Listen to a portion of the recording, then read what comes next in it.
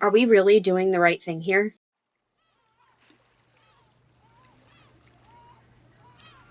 Your stomach turns with nerves at the sight of the massive ship before you. The press has given it the moniker Unsinkable, but the hulking mass of metal is so huge it seems impossible it's floating at all. High above, the ship's funnels belch white steam into the air. The crowd jostles around you, and your palms begin to sweat with claustrophobia. The unpleasant feeling isn't helped by the exhaustion dragging at your bones. At most, you only caught the barest wink of restless sleep last night, tossing and turning at the thought of what was to come in the morning. You pull your gaze away from the boat looming before you and glance back over your shoulder, towards solid land, towards home. Your parents are here. Your whole life has been here. You can't deny things have gotten harder over the years, but are you really prepared to leave it all behind? Once your family crosses the wide expanse of the Atlantic, there's little chance you'll ever see this place again. A sudden little oof reaches your ears, and you glance down. Your daughter gazes up at you, a question in her big, beautiful eyes. She gives a small tug at your hand, and you realize you've started clutching a little too tightly onto her fingers. With a weak, apologetic smile, you loosen your grip, inhaling shakily. A warm hand lands on your shoulder, and you turn to see your husband smiling softly at you. A breeze blows in over the waves, carrying the scent of seawater and mussing your hair. The crisp gust nips at your cheeks and seems to help clear your mind a little bit. Leaning into the touch of your husband's hand, you look back to the ship. Sunlight glints off the sleek black sides. The crowd still jockeys around, but there's a buzz of excitement that makes the atmosphere feel almost like a party. The most luxurious Atlantic crossing to date. Even for third-class passengers, it's said that nothing will compare to Titanic. You cautiously start to let the words from your cousin's most recent letter float into your mind. How beautiful America is, the opportunities available to one and all. And don't worry, she and her new husband will be there to welcome you and your family with open arms once the ship reaches New York. Finally, the knot in your chest begins to loosen. With your free hand, you reach up to touch your husband's fingers, still a comforting presence on your shoulder, and let the first true smile you've smiled all day break across your features. In front of you, the crowd begins to ascend the gangplank.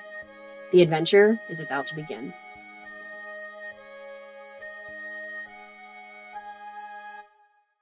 I'm Christiana. And I'm Bree.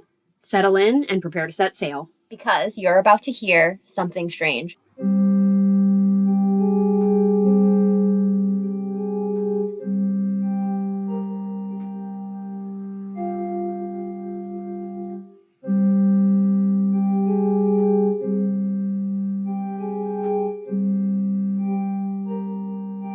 Welcome to episode 13, Sinkable, Part 1. So just a little disclaimer, guys. We are recording at Christiana's house, so you might hear her heat turn on. So we apologize about that in advance. All right. So, Bree, what do you know about the Titanic? So I actually know a decent amount. I listened to this multi-part podcast about the Titanic and some of the more obscure stories from it. Yeah. It was called Omitted, but I'm not able to find episodes anymore, so I wonder if it got taken down or something like it was inactive for too long. Mm-hmm. Which is so sad because you told me about it and I really wanted to listen to it. Yeah, he covered other stuff too. And I also had the opportunity to go to the Titanic Museum in Pigeon Forge. Yes, Pigeon Forge. Yeah, Pigeon Forge in Tennessee. Tennessee, yeah, that's right. A couple of years ago.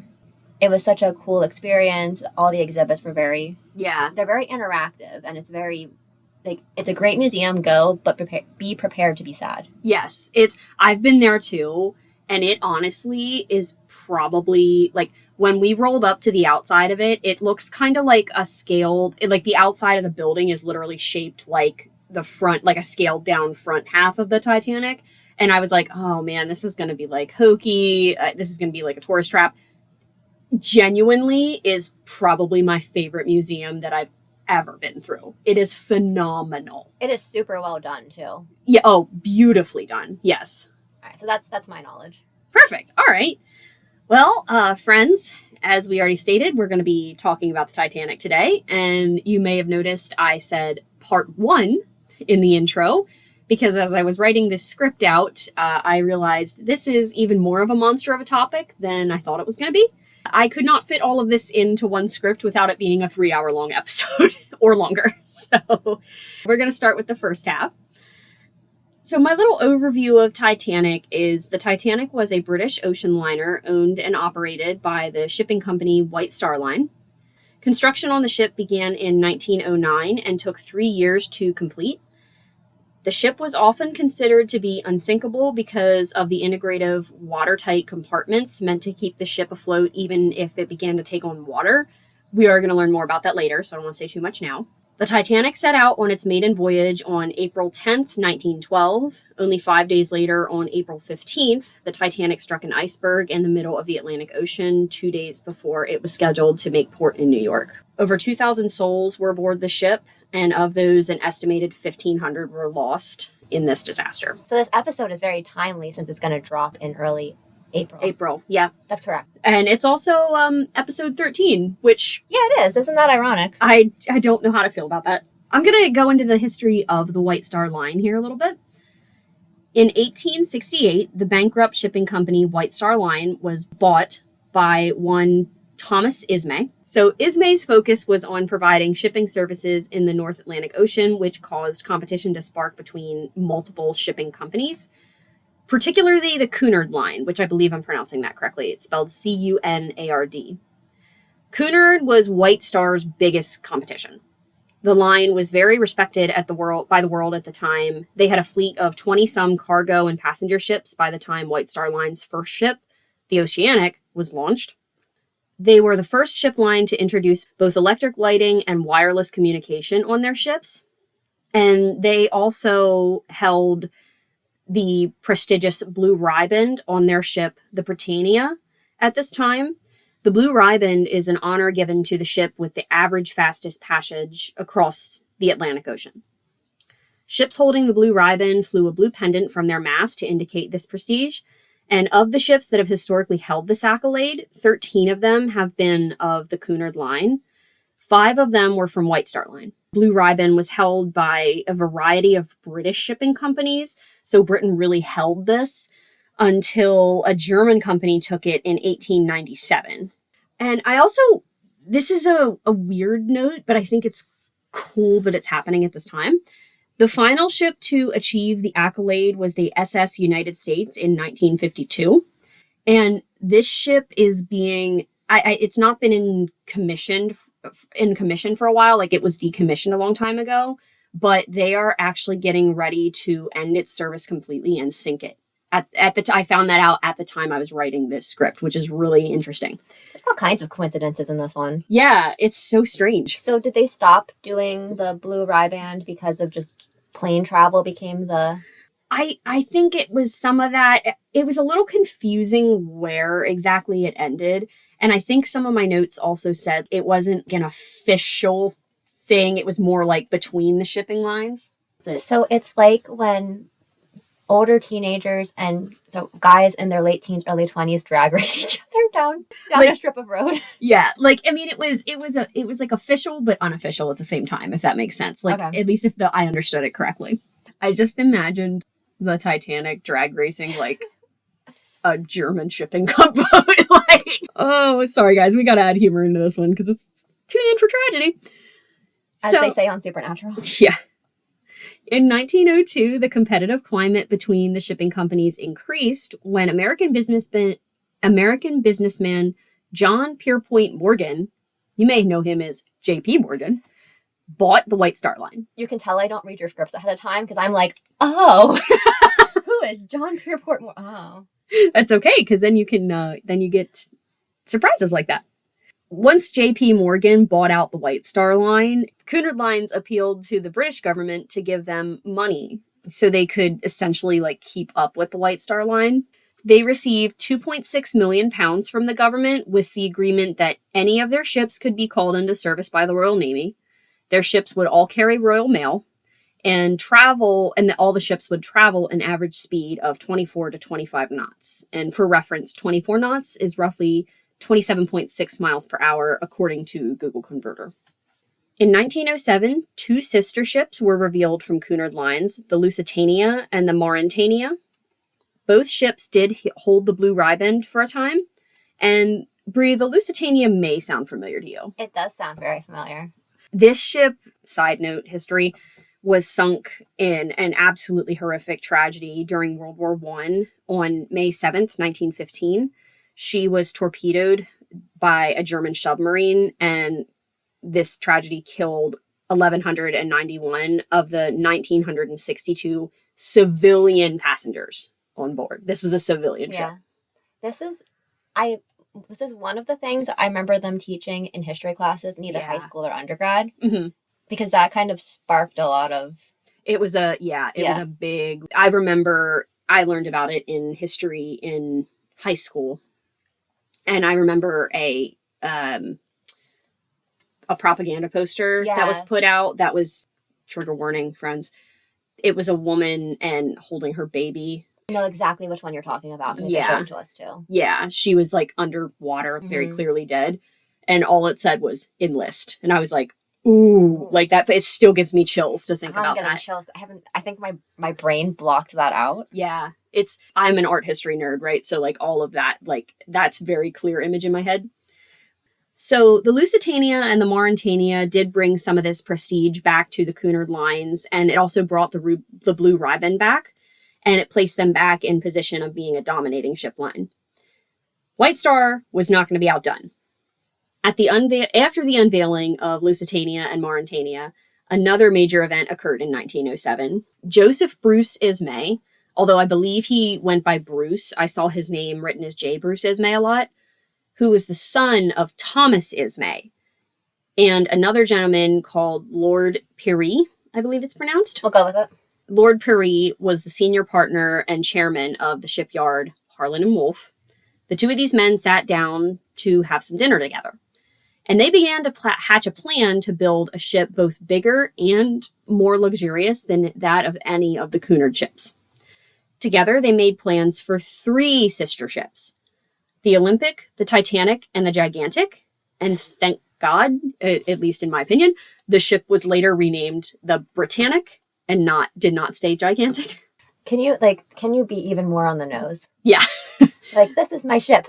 It's really big, so I'm going to name it the Gigantic. I mean, all of those words do kind of mean, like, Titanic means big, Olympic. I think that is Titans, right? And yes, that is a reference, I would assume, back to ancient Greek mythology, because you have the Titans before the Olympians, I believe. Right. And then the Gigantics. It's a whole other race of gods that we don't know about. They also decided to take advantage of the money they could make if they transported royal mail on these 3 sister ships, so they became RMS ships, or Royal Mail ships. Through an entire podcast and an entire museum and didn't realize that. Or if I knew it, I forgot. Honestly, I didn't either. I learned that while writing this. On to building these beasts.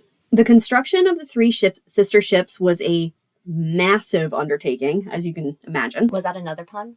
It wasn't meant to be. It was gigantic, if you will. Construction was also delayed at one point due to an incident with Titanic's sister ship, Olympic. We're going to learn more about that later. Olympic began construction 3 months prior to Titanic at the Harland and Wolff shipyard in Belfast, Ireland. Due to their massive construction sites, Harland and Wolff had to construct a new dry dock to hold these 2 ships. So they started with a 3 dockyard layout in their shipyard, which they had to convert to 2 in order to accommodate both Olympic and Titanic, which I think essentially meant they had to tear stuff down and rebuild it back up, turning 3 into 2. So, yeah. The dry dock where Titanic ended up being built is called Thompson Dock and can still be visited. Over 15,000 men worked on the building of Titanic. Construction officially began in 1902 when the keel of the ship was laid. According to Merriam-Webster, keel definition: the chief structural member of a boat or ship that extends longitudinally along the center of its bottom and that often projects from the bottom. So like the base. So it's like the frame, like the bottom frame of the ship. Yeah, like the framework, sure. A man named Thomas Andrews oversaw the design and construction of Titanic. He was an experienced shipwright and head of Harlan and Wolff. In 1908, Bruce Ismay, along with some other directors at White Star Line, approved the design submission for both Olympic and Titanic. These initial drawings show a particularly infamous part of the Titanic that caused media to start touting the ship as unsinkable. They are the watertight compartments in the ship's hull. More on this again, and Thomas Andrews a little later. The construction site of Titanic wasn't just massive, it was dangerous. And I do want to talk about this a little bit because I think these lives are important to note as well, just as much as the passengers' lives and the crew that were lost. Mm-hmm. So, quote, 28 serious accidents and 218 minor accidents were recorded by the firm. This is according to Encyclopedia Titanica.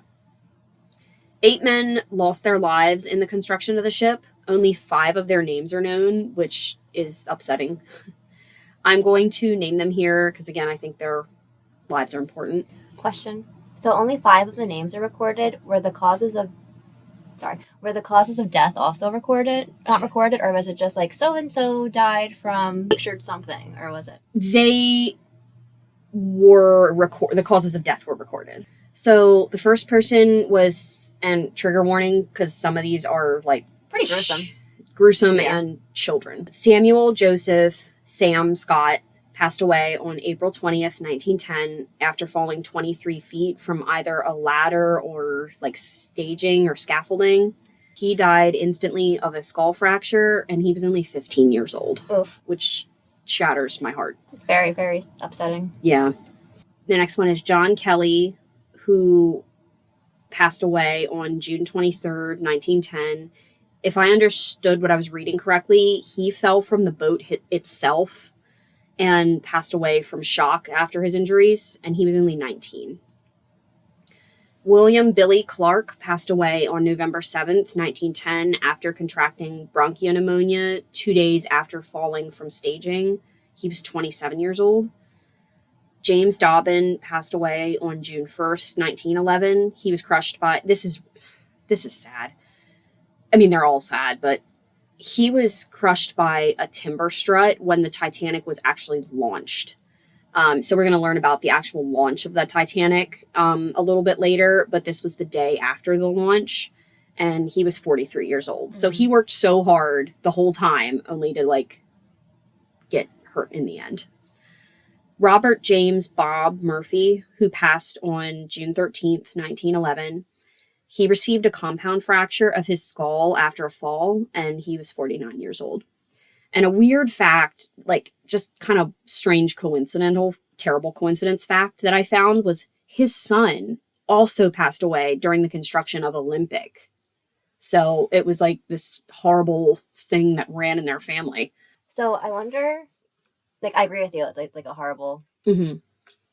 To lose multiple family members is horrible. But I also wonder how frequent that was, because if this was a big employer in the area, mm-hmm. I could imagine there were a lot of families with multiple members working there. Yeah, absolutely. Because, if that is where you're going to be able to make your living, and then if your parent already works there, it's going to be a little bit easier to probably get in. Break into that and follow the family. Yeah. Sure, absolutely. I also wanted to note this rather upsetting factoid that I found in one of my sources. It stated there was apparently a kind of unwritten rule in shipyards at this time. It was expected there would be 1 death for every 100,000 pounds spent. The Titanic cost was 1.5 million pounds, so they expected 15 people to die, and there was only 8, so this was actually less than expected. Yay. How do they calculate that? I know. It's do they have some... I guess it's just statistics? Yeah, probably, of the time. And I'm at, of course, in the 1900s, I forget when... OSHA did not exist at that point. OSHA did not exist. And like I said, I forget when the big push for safer workplaces and not having actual children doing labor and stuff started happening. But, at this time, it makes sense that it was a very dangerous work site. They didn't have the safety procedures in today's day and age, but it's still just like, oh yeah, we expected like 15 people to die, so only 8 of them did. So from here, we're going to go into some of the features of the Titanic. The ship was, at the time, the largest ship that had been built up to 1912. At its finished dimensions, the final length of the ship was 882 feet, 9 inches long, which is the length of 4 city blocks. That is wild to think about, isn't it? It's like, I can't picture that. I can't either. Yeah, like I can't picture the how big that is. Like my brain won't let me picture a boat the length of 4 city blocks. Do you know who Poor Man's Poison is? No. It's the Hell's Coming With Me song that was all over TikTok. Oh, okay. But that's like, they have a lot of really good stuff too. The one song, the opening is like a ship the size of cities. There it is. Anyway, sorry. You were right. He was writing about the Titanic. He might have been. I don't know. I'll have to look at that song more closely. Yeah. So the width of this boat measured in at 92 feet and 6 inches, and the height was 175 feet or 11 stories tall. The final weight of the Titanic was 46,329 tons. How do they measure it? It's like, hold on, Titanic, let's get on the scale really quick. Yeah, I know. I have no idea, okay. Honestly. The Titanic ran on coal-fired steam produced by boilers. It had 24 double-ended Scotch-class boilers and 5 single-ended boilers contained in 6 boiler rooms, to which I say, boilers. Cool. We're given the information, it doesn't mean that we know what it means. Yeah, I did start to look into what they meant by like Scotch class, and I was just like, this is too much. I need to move on. 3 functional funnels serve these boilers. And you might say to yourself, I thought there were 4 funnels on the Titanic. Don't you mean 4, Christiana? Yeah. So there were 4 funnels. 3 of them were meant to vent exhaust and gases and cinders, that kind of thing, away from the boiler rooms. The 4th one had a couple different purposes. For one, it was aesthetics. So it made the ship look more balanced because, we're a luxurious ship. We can't go looking all raggedy out here. We can't be rolling into these waves looking like nonsense, okay? It also was functional, but not in the way the boiler room funnels were. So the 4th funnel didn't provide ventilation for the boilers, but it did provide ventilation for other areas of the ship, including the galley, a restaurant, turbine engine room, and a couple of other spaces.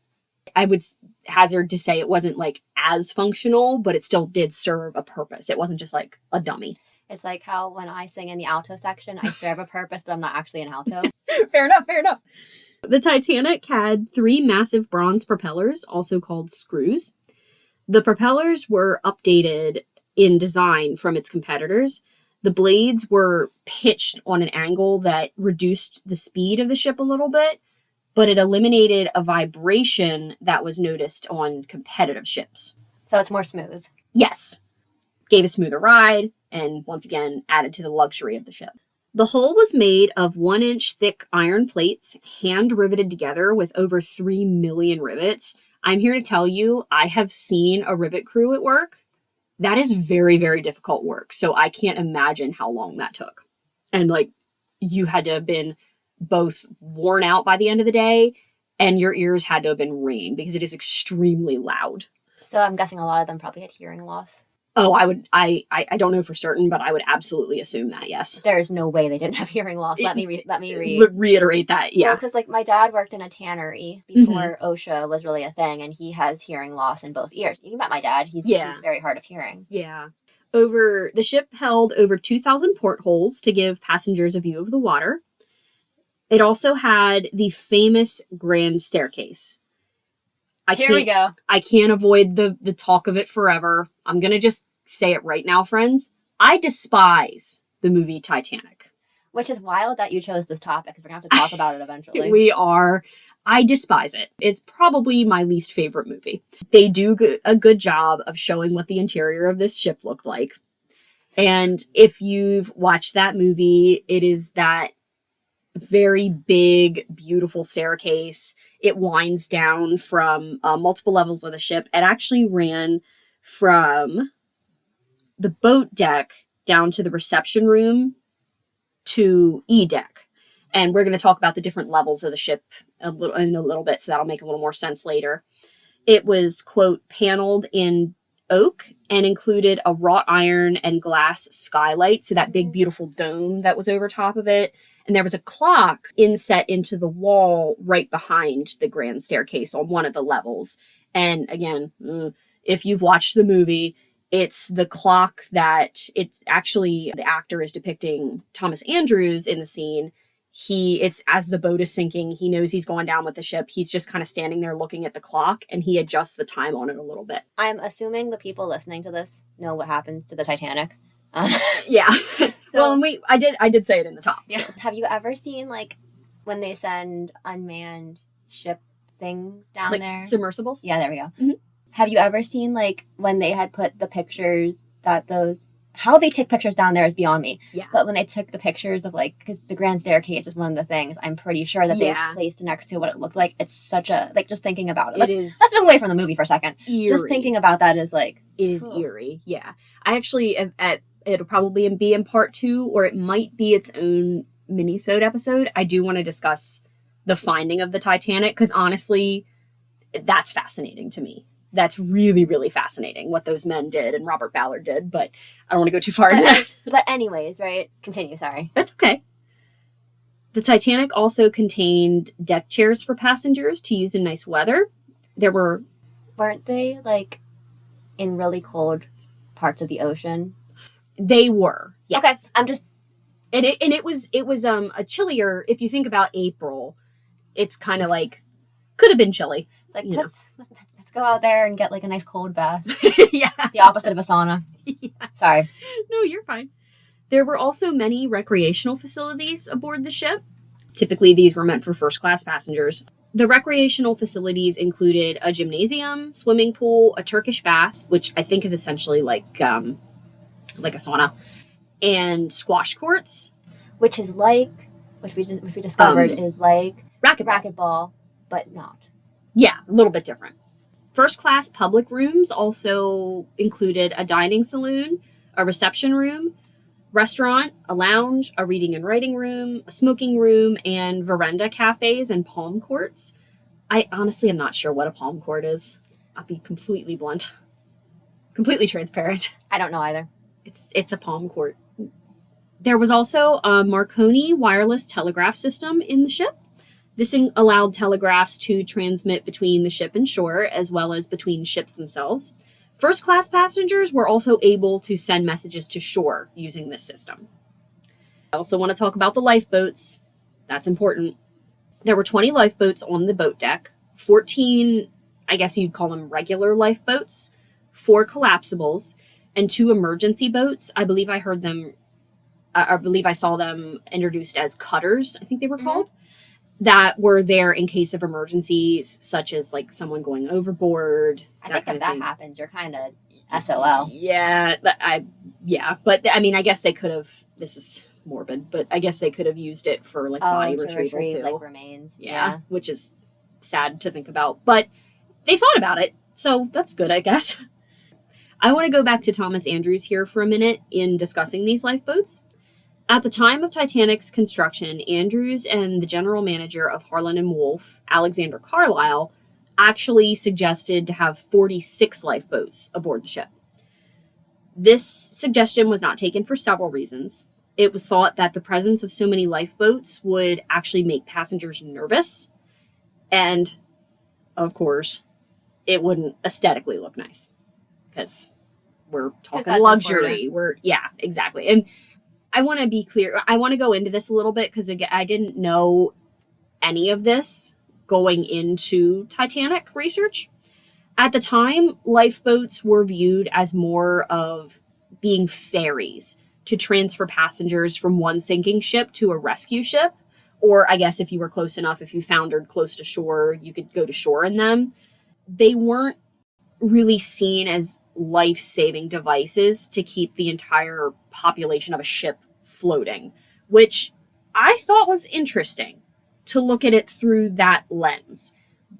I think oftentimes when the Titanic is discussed in modern era, people instantly jump to, oh my gosh, how stupid could they have been to not have enough lifeboats and whatnot. And I'm not saying this was correct way of thinking. At the time, they didn't think it was necessary to see it that way. And another interesting fact, at the time, the British Board of Trade only required 16 lifeboats to be carried on vessels over 10,000 tons.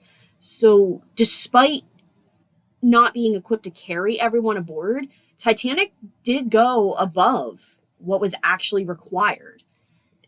I do think in their minds they really were thinking, like, we're keeping the safety of our passengers in mind.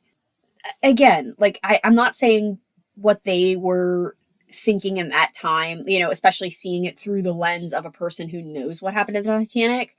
I'm not saying they were correct in their thinkings. After doing this research, I can't help but think maybe they were given a little bit of a bad rap based on the time period. And, this was shipping and traveling by boat was seen as today's planes. It was so common that these kinds of tragedies weren't, I don't think, really like the forefront in everyone's mind. Kind of like today, when you go to board a plane, I mean, there are some people that have like fears of flying that think about this, but you think about, oh, I'm just going to get on a plane. I'm not thinking about, oh, I could die if I get on here, and we take safety measures, right? I think they were doing that same thing just without the knowledge that we have today. There's my soapbox. Sorry, guys. I'm going to say something, and this doesn't mean that I agree with. I am not saying that I don't agree that the facts need to be taught, because I do believe the facts need to be taught. Mm-hmm. But when things are taught, it's taught from a modern viewpoint and not yes. There's not generally context culturally or time period wise. Yes. That doesn't mean that certain things aren't wrong. Mm-hmm. But I also think that if, like, this information, right? Like, yeah, definitely should have had more lifeboats, right? Mm-hmm. But the information of like, oh, well, they wanted to have probably sufficient lifeboats and were turned down because of what was the norm at that time. Mm-hmm. I think that would really affect people's views on the whole lifeboat situation. Sure. But it's just no, there weren't enough. So It's taking information that could be valuable. It doesn't change the fact of what happened, mm-hmm. but it's also taking information that could be really valuable of like, okay, this is a lot more complicated. And it was not just a Titanic issue. It was right. Every boat liner that size issue. Exactly. That just happened to not have a catastrophic horrific accident.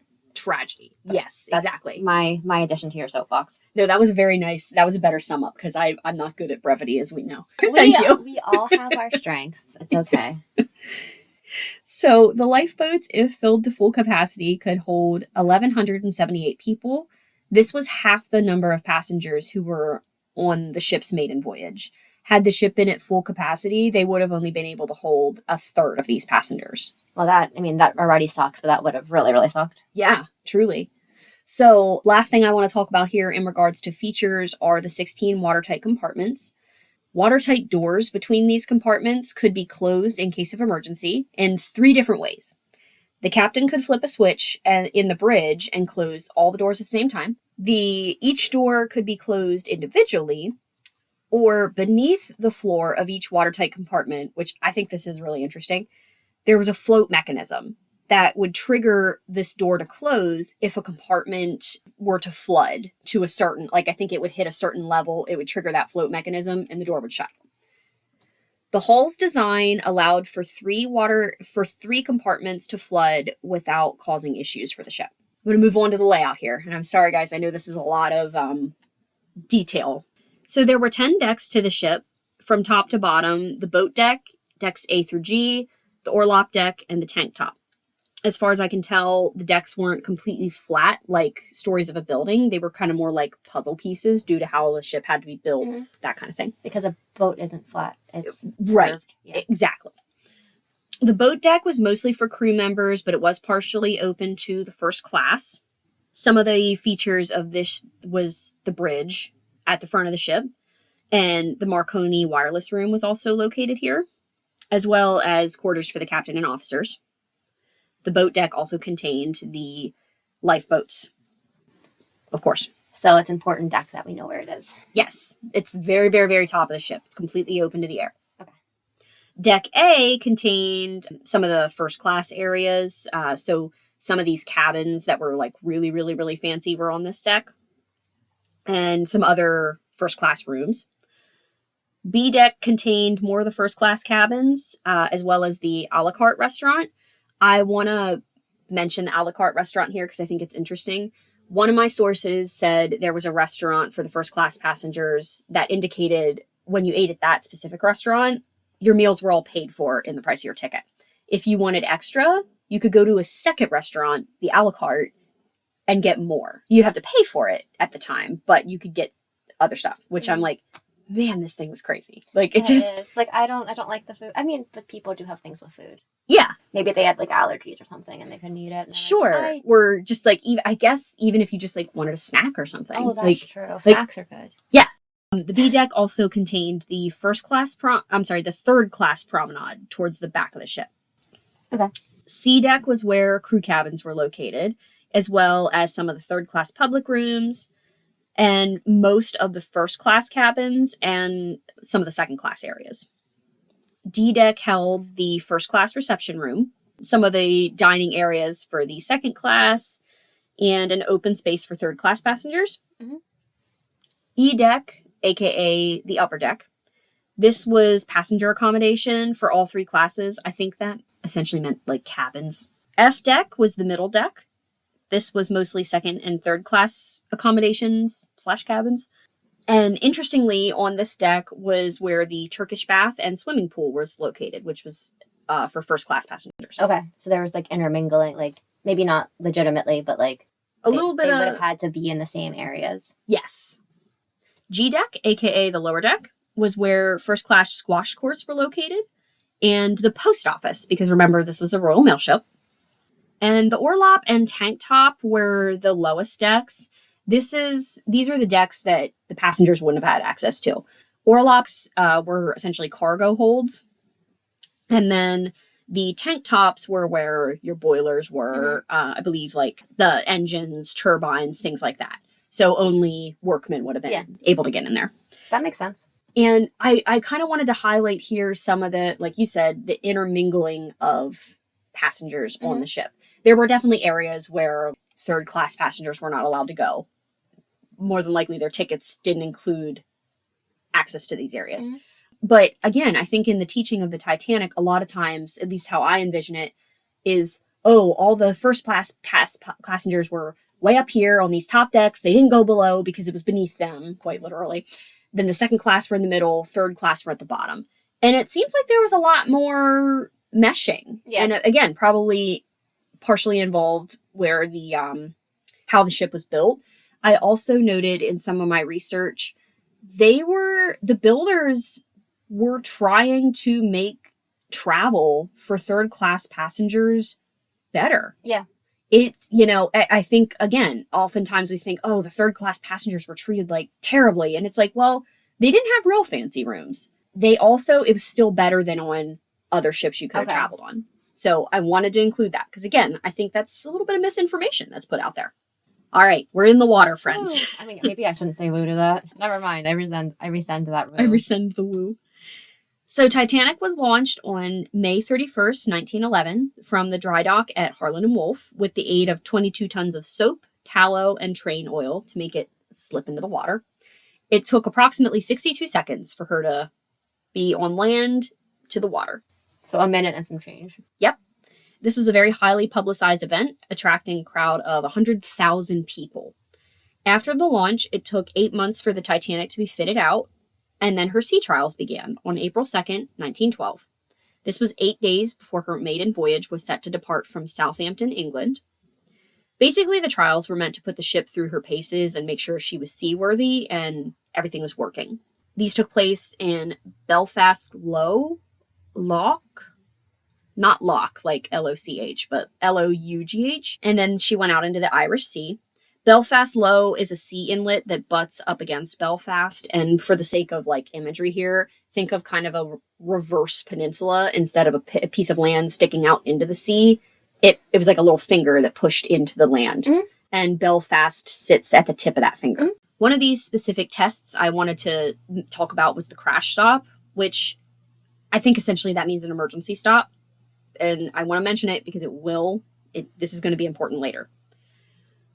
For this one, the engines were put in full steam ahead and then reversed to bring the ship to a complete stop. The ship took 850 yards to stop completely and did so in 3 minutes and 15 seconds. I feel like that is pretty good for a vessel of that size. Like, what did we say earlier? 4 city blocks. Yeah, 4 city blocks and almost 50,000 tons. All things considered. Yeah. When the sea trials were done and Titanic returned to shore, per Wikipedia, and, quote, agreement and account of voyages and crew was signed. Basically, this stated the ship was seaworthy. It would be valid for 12 months. So she got her license. It passed its inspection. Yes. And from there, the crew wasted no time in leaving Belfast to head to Southampton and prepare for her maiden voyage. I do want to discuss a couple delays here because, again, they're going to be important later. So I know I'm kind of giving you like little chunks, but the pieces of the puzzle are going to start making a picture here soon.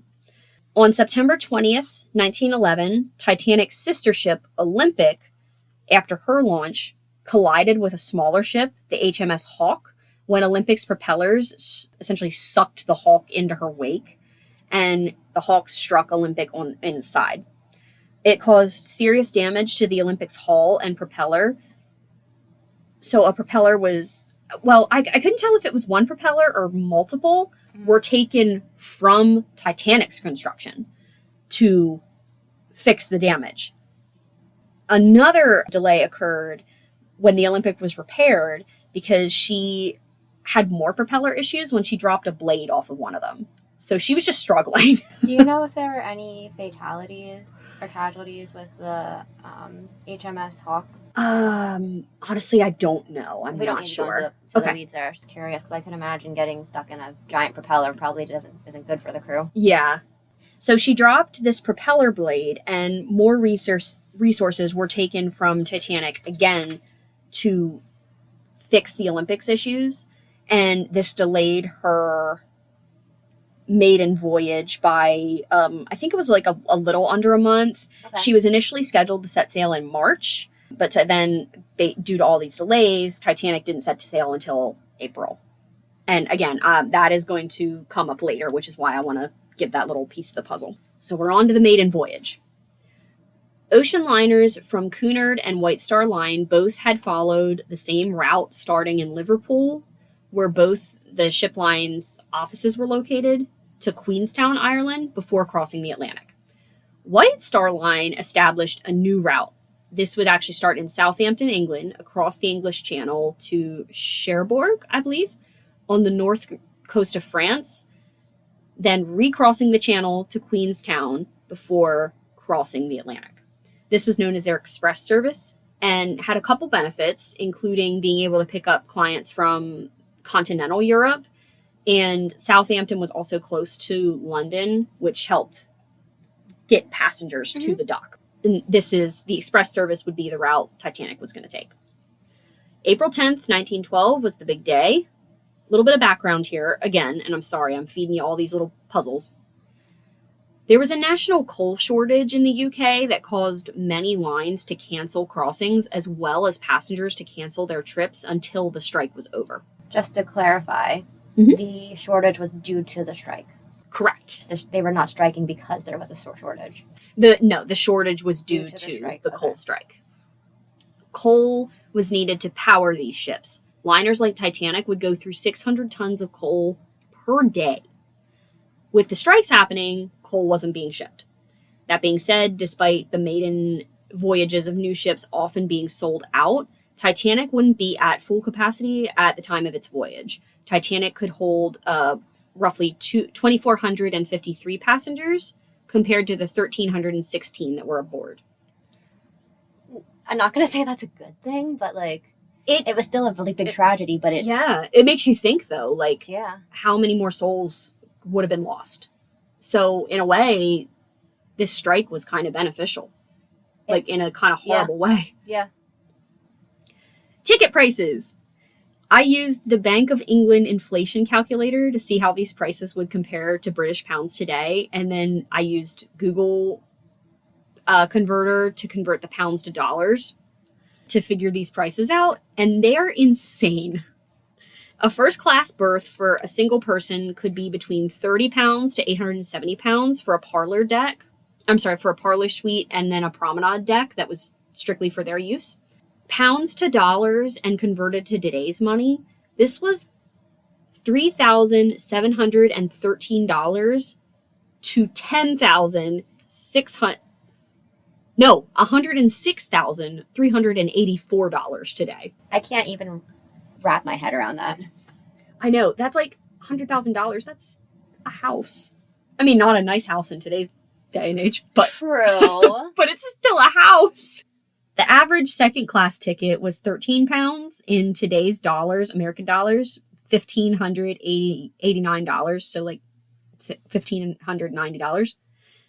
Third class tickets were 7 pounds in American today's dollars, $814.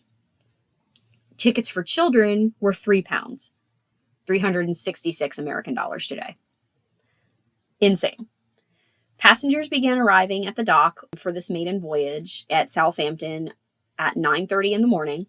Most were third class, who boarded first because there were just so many of them, followed by first and second class passengers.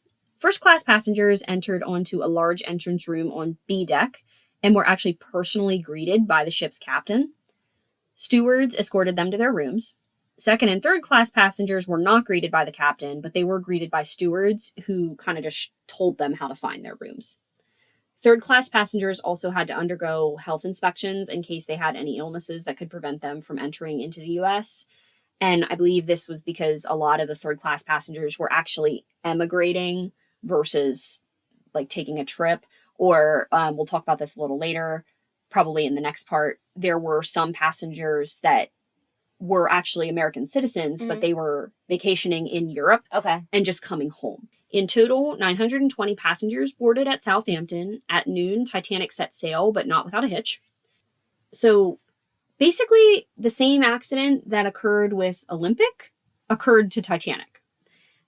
She was docked beside a much smaller ship, the SS New York. When Titanic launched at noon, SS New York got sucked into Titanic's massive wake when it pulled away from the dock, and the force was enough that it snapped the mooring for the New York, and she was dragged to the port side of the ship. I'm not sure if that's the left or the right side. Thankfully, Titanic's captain managed to avert this collision by calling for Titanic's engines to be put, quote, full astern. And I also read in the Wikipedia article that a tugboat called the Vulcan came out to help pull New York out of danger. In the end, the two boats missed colliding with each other by something like 4 feet. Well, that's horrifying. Yes. And the reason I wanted to put that note about the same incident occurring with Olympic in towards the beginning of this, Captain Smith, the captain of the Titanic, was also captaining Olympic at the time of that collision. He's like, not again. We're not. He was so yeah. Like, we're not doing a take two of this. Absolutely not. He knew what to do. He learned. Oh, that sucks. Yeah. Okay. Like, I can't imagine being at the helm, I guess it would be, and just seeing hearing this, like, oh my God, we're getting ready to wreck, and him just going, no. He had a really tough couple. He had a moment there time. But he was the captain of Titanic too, right? Mm-hmm. So he went down with the ship. Yes. He did not have a good time. No. We are going to learn a little bit more about him probably in part 2. Okay. After pulling out of Southampton, the Titanic traveled, like I said, up to Cherbourg, France, picked up more passengers, as well a handful of those passengers that were already on Titanic left. Just after 8 p.m. that evening, she pulled away from France to set out to Ireland. She arrived at Queenstown, Ireland at 11:30 the next morning. She sat there for a couple hours, picked up passengers and mail, and then officially set off across the Atlantic for New York. Wiki stated that it was not certain how many people were aboard the Titanic when she started to cross, but Titanic & Co. website stated when she left Queenstown, she left with 1,316 passengers and 885 crewmen, making the total number of souls aboard 2,201. So a little over 2,000 people were on this ship. I don't know, honestly. I feel like you'd have to look at the manifest to know exactly. For sure. And that might be hard to get your hands on. Right. we're going to stop here, friends, in our maiden voyage. Next time, we'll start learning a little more about the passengers and, unfortunately, what happened to many of them. Sorry, guys, I talked a lot, and I know that was a lot of little That's okay. picky detail. Okay, but there is a lot in this that's not necessarily always talked about. It's people focus on the catastrophe itself, but not necessarily the other details. Yeah. And that's something, I kind of said it before in my tirade about the lifeboats. That's little pieces of history like that are really, really important for me, I feel, to talk about. And I think when you're learning about history, you have to know all of it. It's not okay to pick out bits and pieces, like cherry pick, essentially. That's, you have to. Roxy agrees. She said, you gotta, you have to know it all. And to truly learn your history and to not repeat it. Because that's something that's I very strongly believe that. If you don't know your history, it's gonna happen again. Very true. Are you ready to move on to the questions? Yeah.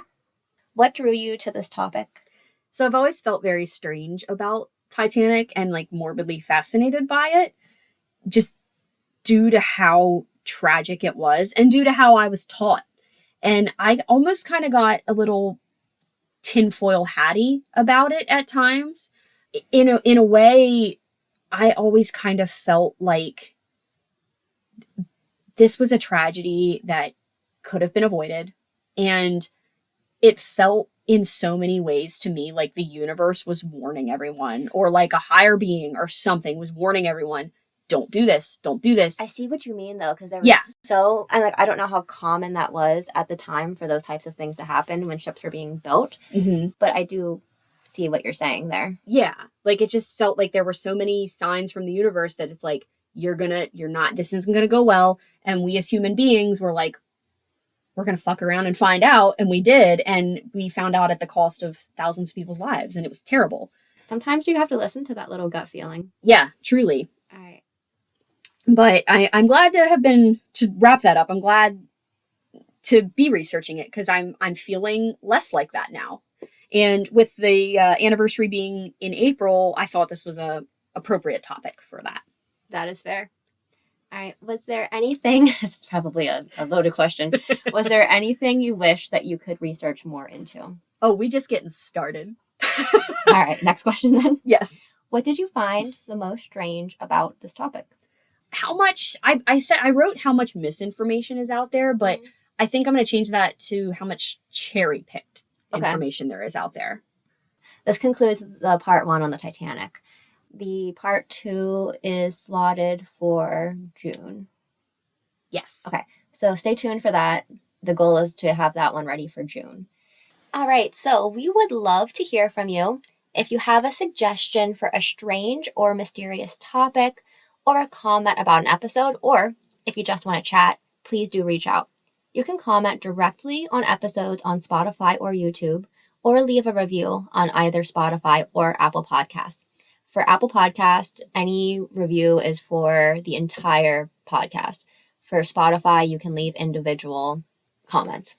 You can also find us on Instagram at something_strangepod, or you can send us an email at somethingstrangepod24@gmail.com, where you can also find us on Amazon Music and Audible. Yes. And I think you wanted to say about the 5-star. Oh, yeah. Guys, we just received our first ratings, I believe, on Spotify, and some very kind people out there gave us 3 5-star reviews, and we genuinely are so tickled pink by that. So if you're one of those people, thank you. And we are recording this in early March. So the amount of stars, the amount of reviews might be different by then. Might be different. But we wanted to shout you out and just truly say thank you so much. That means the absolute world to us. So we work hard and we hope you enjoy. And yeah, we love it. Well, strangers, it's time for us to part ways. Until we meet again, keep your eyes on the horizon. We'll be back again soon with another Something Strange.